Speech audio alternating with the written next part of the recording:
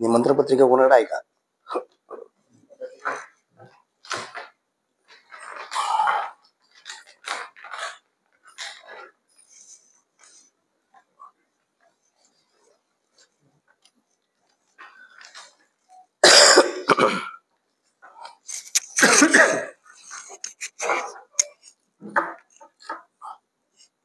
प्रस्तावना करते. सप्रेम जय भीम.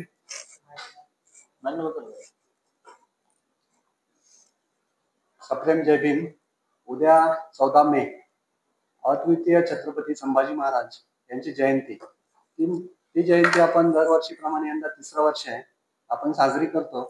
त्या प्रबोधनात्मक कार्यक्रमाच्या माध्यमातून सर्वसामान्य जनतेला संभाजी महाराजांचे विचार असू द्या, डॉक्टर बाबासाहेब आंबेडकरांचे विचार असू द्या, या विचारांची जाणीव करून देणं आणि समाजात एक बदल घडावा ही अपेक्षा ठेवून आपण हा कार्यक्रम दरवर्षीप्रमाणे आयोजित करतो. तर यावर्षी आपलं 3रं वर्ष असून आपण श्रीमंत कोकाटे सरांचं व्याख्यान ठेवलेलं आहे. त्यात असे होते शंभूराजे या विषयावर व्याख्यान असणार आहे आणि कडूबाई खरात जी भीमकन्या आहे त्यांच्या भीमगीतांचा कार्यक्रम आहे.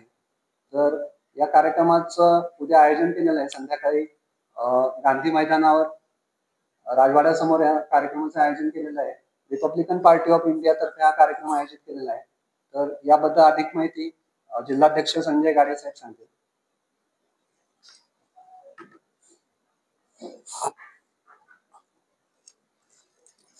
अनेक महापुरुषांच्या जयंती उत्सव साजरा केला जातो.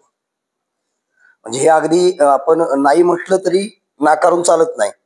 महापुरुषांना सुद्धा जातीमध्ये वाटलं गेलेलं आहे. मध्ये महात्मा ज्योतिबा फुले असेल ते माळ्यांचं बघून घेतील, माळी समाज बघून घेईल. अण्णाभाऊ साठे मातंग समाज बघून घेईल. बाबासाहेब आंबेडकरांची जयंती बौद्ध समाजाने साजरी करायची. आणि हे विदारक चित्र काही अंशी सातारा जिल्ह्यामध्ये पुरोगामी म्हणून सातारा जिल्ह्यामध्ये बऱ्यापैकी आहे. म्हणजे अगदी प्रत्येक खेडेगावात डॉक्टर बाबासाहेब आंबेडकरांची जयंती उत्सव साजरा करत असताना त्या ठिकाणी बुद्ध, शिवराय, शाहू फुले, आंबेडकर, अण्णाभाऊ साठेंच्या प्रतिमेचं 100% पूजन केलं जातं. मात्र ज्या ज्या ठिकाणी शिवाजी महाराजांची जयंती साजरी केली जाते किंवा महात्मा ज्योतिबा फुलेंची जयंती साजरी केली जाते त्या ठिकाणी अण्णाभाऊ साठे किंवा बाबासाहेब आंबेडकरांच्या प्रतिमेचं पूजन केलं जातं का? तर 99% नाही असं उत्तर याचं भेटतं. म्हणजे पुरोगामी म्हणणे इतकं ठीक आहे, पण आजही ती मानसिकता बऱ्यापैकी दूर झालेली नाही. आणि याचाच गांभीर्याने विचार करून अद्वितीय छत्रपती शंभूराजे ज्यांचा जन्मदिवस म्हणजे जयंती 14 मे आहे, त्या दिवसाचा औचित्य साधून आम्ही म्हटलं चला बहुजन समाजातल्या लोकांची आर्थिक स्थिती मजबूत नसल्यामुळं सगळ्या महापुरुषांचा संयुक्त जयंती महोत्सव एकत्र साजरा करतात. कारण वेगवेगळ्या जयंती उत्सव साजरा करायला तेवढा इकॉनॉमिकल स्थिती मजबूत नसते, वेळही तेवढा नव्हता. हातात थोड्याची गाठभेट घालता घालता मेटाकुटीला माणू शकतो. त्यामुळे सगळ्या महापुरुषांच्या जयंती एकत्र साजरा करतात. आम्ही ठरवलं अरे ज्यांनी अद्वितीय कामगिरी बजावली, ज्यांचा इतिहास तेजस्वी आणि ओजस्वी आहे, मात्र इतिहासाचं अवलोकन करताना बघितलं तर काही कलम कसा याने छत्रपती शंभूराजांना धर्मवीर केलं आणि बाईलवेडा आणि दारोड्या ठरवलं, हे खेदानं सांगावंसं वाटते. म्हणजे अगदी 14 नाटकं झालं जन्माला घातली, 14 नाटकं निर्माण झाली. कसं पुण्यासारखं जर तुम्ही नवं प्रकरण बघितलं राजा शिवछत्रपती, त्याच्यामध्ये तुम्हाला ह्या काही गोष्टी आढळून येतील. म्हणजे जी वर्णव्यवस्थेची मानसिकता होती ती इतिहासातून वर्णव्यवस्थेची मानसिकता अधोरेखित करण्याचं काम कलम कसं यांनी केलं. आणि मग शंभूराजे आमचे एवढे शूरवीर होते, प्राणाची आहुती दिली, मात्र मृत्यूनंतरही त्यांना इतक्या वेदना होत असतील, इतिहासाच्या पानापानामध्ये त्यांना रक्तबंबाळ करण्यात आलं. ते खरा शंभूराजे लोकांपर्यंत पोहोचवण्याची जबाबदारी मान्य डॉक्टर राजेंद्र गवई साहेबांच्या राष्ट्रीय नेतृत्वाखाली जिल्हाध्यक्ष म्हणून मी, माझे जिल्हा महासचिव शिवाजी मोरे, जिल्ह्याचे युवक अध्यक्ष विशालभाऊ कांबळे, मराठा आघाडी जिल्हाध्यक्ष दीपक जामदार, महिला आघाडी जिल्हाध्यक्षा सुनीता येवले, महिला आघाडी जिल्हाध्यक्षा रेखा सकटे, या ठिकाणी सातारा तालुका अध्यक्ष पैलवान अभिजित गायकवाड, सातारा जिल्हा उपाध्यक्ष आमचे अनिल धोत्रे असतील, सातारा शहराध्यक्ष ज्या शहरामध्ये कार्यक्रम होतोय ते सातारा शहराध्यक्ष श्रवण पुलावळे, महिला आघाडी सातारा तालुका अध्यक्षा रोहिणी माने, आणि आज बरेचसेच इथं उपस्थित नाहीत कारण एक अघटित घटना घडल्यामुळं थोडा विस्कळीतपणा आला आणि प्रत्येकाला आपापल्या जबाबदारीची कामं दिल्यामुळे सगळे आपापल्या जबाबदारीच्या कामाला रणमैदानात आहेत. कारण कार्यक्रम उद्या आहे. मुश्किलीने विशाल भाऊंना फोन करून सांगावं लागलं की 5 मिनिटासाठी या आणि तुम्ही तुमच्या कामाला निघून जावा. तर खरा शंभूराजा लोकांपर्यंत मांडायचा असेल तर बाबासाहेब आंबेडकरांची जयंती उत्सव सगळ्यात महत्वाचा वाटला. म्हणून बाबासाहेब आंबेडकर जयंती आणि शंभूराजांची जयंती ही 14 मेला एकाच दिवशी साजरी करायची. हा दुग्ध शर्कराचा योग आम्ही साधला आणि त्यात आम्ही सक्सेस झालो. पहिल्या वर्षी महिला शहरात सीमा पाटील जॉली मोरेंचा कार्यक्रम झाला. दुसऱ्या वर्षी विद्रोही शहरात शीतल साठे आणि सचिन माळी यांचा प्रबोधनाचा कार्यक्रम झाला. यावर्षी आपण आशेवती शंभूराजी या विषयावरती व्याख्यान द्यायला ज्येष्ठ इतिहास अभ्यासक श्रीमंत कोकाटे सरांना निमंत्रित केलेलं आहे.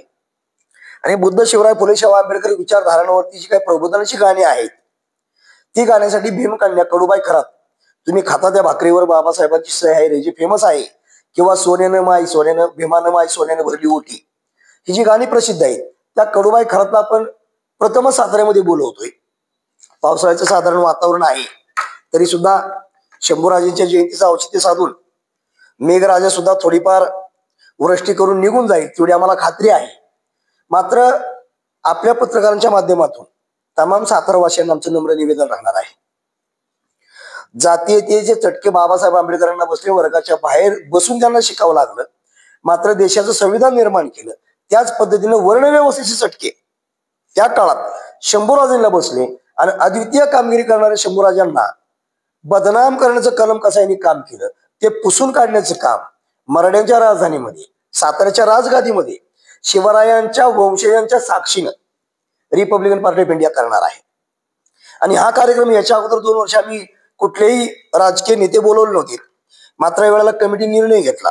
विशालभाऊ बोलले, मोरे साहेब बोललेत की नाही इलेक्शन झालं, प्रतित्व संपलं, आता किमान लोकप्रतिनिधी म्हणून प्रत्येकाचा मान सन्मान करणं गरजेचं आहे. म्हणून यावर्षी प्रमुख उपस्थिती सातारा जिल्ह्याचे लाडके खासदार शिवरायांचे थेट 13वे वंशज श्रीमंत छत्रपती उदयनराजे भोसले हे प्रमुख उपस्थिती असणार आहेत.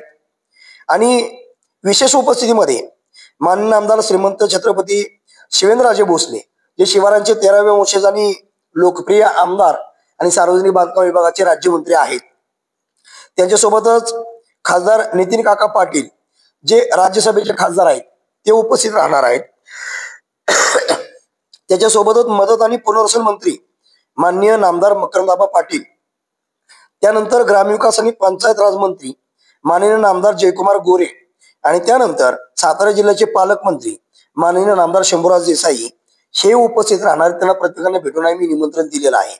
त्यासोबतच या कार्यक्रमाचं दीपप्रज्वलन माननीय अतुलबाबा भोसले कराड दक्षिणचे लोकप्रिय आमदार. आता अनेकांना हा प्रश्न पडलेला आहे की या माणसाच्या हातनं दीपप्रज्वलन का करायचं नाही का, म्हणजे माणूस पहिल्यांदा आमदार झाला आणि मग त्या माणसाच्या हातनं दीपप्रज्वलन का करायचं. तर याचं एक साधं उत्तर आम्ही कमिटीने ठरवलं की कृष्णा चॅरिटेबल ट्रस्टच्या माध्यमातून, कृष्णा हॉस्पिटलच्या माध्यमातून या व्यक्तीनं लाखो लोकांचे प्राण वाचवलेले आहेत. कोरोनाच्या भयावह काळात म्हणा किंवा अगदी काल परवा कुठलाही एखादा गरीब रुग्ण गेला तो तिथून बरा होऊनच माघार राहतो. एवढी अद्वितीय कामगिरी अतुलबाबा भोसलेंनी केलेली आहे आणि त्या माणसाच्या हस्ते दीप प्रज्वलन करणं सगळ्यात योग्य ठरेल असं वाटल्यामुळं यावर्षी अतुलबाबा भोसलेंना दीप प्रज्वलनाची संधी दिलेली आहे. पुढल्या वर्षी दुसरे कुठले नेते असतील त्यांना संधी देऊ आपण. मात्र त्यांच्यासोबतच कोरेगावचे दमदार आमदार महेशदादा शिंदे, कराड उत्तरचे डॅशिंग आमदार आमचे मनोजदादा घोरपडे हे उपस्थित राहणार. आणि सगळ्यात महत्वाची बाब म्हणजे विधान परिषदेचे आमदार आणि माजी पालकमंत्री शशिकांत शिंदे साहेब उपस्थित राहणार आहे. या ठिकाणी कोण भाजप, शिवसेना, काँग्रेस, राष्ट्रवादी, आघाडी, बिगाडी, युती असा कुठलाही भेदभाव ठेवलेला नाही. हे लोकप्रतिनिधी आहेत. निवडून दिल्यानंतर त्यांच्यावर आमचा तेवढाच अधिकार आहे. लोकप्रतिनिधी म्हणून आपण यांना निमंत्रित केलेलं आहे. कोण भाजपचा आहे, कोण शिवसेनेचा आहे, कोण राष्ट्रवादीचा म्हणून कोणाला निमंत्रित केलेलं नाही. कारण राज्यघटनेनुसार हे राजपत्रित पदाधिकारी झाल्यामुळं यांना आपण निमंत्रित केलेलं आहे आणि पहिलंच वर्ष आहे. त्यामुळे तमाम सातारकर वासियांना आमचं निवेदन राहणार आहे. कडूबाई खरासारखी जी पर्वणी आहे गाण्यांची, प्रबोधनाची, याचा आस्वाद मनमुरादपणे घ्या. असे होते शंभूराज याच्यावरती व्याख्यान करणारे श्रीमंत कोकाटे सर. चांगल्या मेंदू तल्लक करतात, म्हणजे अगदी मुर्दोमे जान डालना म्हणतात अशातला प्रकार म्हणजे व्याख्यान श्रीमंत कोकाटे सर आहेत. त्यांच्या तोंडून संभाजीराजे ऐकायला सगळ्यांना आवडेलच. त्यामुळे सातारा जिल्ह्यातल्या तमाम शिवप्रेमींनी, शंभूप्रेमींनी, बाबासाहेब आंबेडकर प्रेमींनी एवढंच नव्हे तर पुरोगामी विचारधारा मांडणाऱ्या बुद्ध शिवराय फुले शाहू आंबेडकर अण्णाभाऊ साठे यांच्या पायकाने महामातांच्या विचारांना जोपासना करणाऱ्या महामातांनी सगळ्यांनी या कार्यक्रमाला उपस्थित राहावं असं आम्ही नम्र निवेदन करतो आणि या कार्यक्रमाची शोभा वाढवावी, कारण हा कार्यक्रम एक वैचारिक मंथन आहे, हा कार्यक्रम विचारांची घुसळण नाही, हा कार्यक्रम आहे तो निव्वळ आणि निव्वळ महापुरुषांच्या ओजस्वी आणि तेजस्वी विचारांची मांदियाळी आहे। याच्यामध्ये कुठलाही हिडीसवाणी प्रकार नाही, डान्स गाणी नाही, बिबिस्तपणा नाही, शॉर्ट कपडे घालून कुठलं बिभत्स कृत्य केलं जाणार नाही, तेवढं तारतम्य आम्ही आजपर्यंत जोपासलेलं आहे। आणि सगळ्यात महत्वाची बाब म्हणजे आमची स्पर्धा कुणाबरोबरही नाही, आम्हाला कुणाचा मत्सरही नाही, आम्ही कुणाबद्दल द्वेषही करत नाही। होय, आम्ही मात्र स्वतःला सिद्ध करण्याचा प्रयत्न करतोय, म्हणून फेस्टिवलच्या माध्यमातून लोकांपर्यंत पोहोचण्याचा प्रयत्न करतोय। कारण यावर्षी लोकसभेला सातारा जिल्ह्यातून खासदार म्हणून मला लोकांनी 37,062 मतदान केलं आणि माझ्यासारख्या गिरणी कामगाराच्या पोराला डोक्यावर घेतलं, अख्ख्या महाराष्ट्रामध्ये संजय गाडे तुतारीचं नाव झालं। म्हणजे लोक स्वीकारायला लागलेत आम्हाला आणि आम्हाला स्वतः सिद्ध केलं पाहिजे। या सगळ्या कार्यक्रमाच्या अध्यक्षस्थानी कमिटीनं माझ्यावरती जबाबदारी सोपवलेली अध्यक्ष म्हणून, मात्र या कार्यक्रमाचं स्वागत अध्यक्ष सातारा जिल्ह्याचे युवकचे जिल्हाध्यक्ष जे 80% पक्ष संघटनेवरती कमांड राखून येत नाही, तर 80% पक्ष संघटना सांभाळतात ते विशालभाऊ कांबळे आणि त्यांच्यासोबत असणारे आमचे अभ्यासक आणि मितभाषी सुहासजी मोरे साहेब ही 2 जण स्वागत अध्यक्ष असणार आहेत। कार्यक्रमाला येणारा कुठलाही माणूसाचा ब्रह्मनिराश होणार नाही याची या सगळ्यांना ग्वाही देत असताना सातारावासियांनी, सातारा जिल्हावासियांनी आणि परिसरातील लोकांनी या कार्यक्रमाची पर्वणी लुटावी एवढं आम्ही सगळेजण मिळून या ठिकाणी जाहीरपणे आवाहन करतो। जय भीम, जय भारत, जय शिवराय, जय शंभूराजे।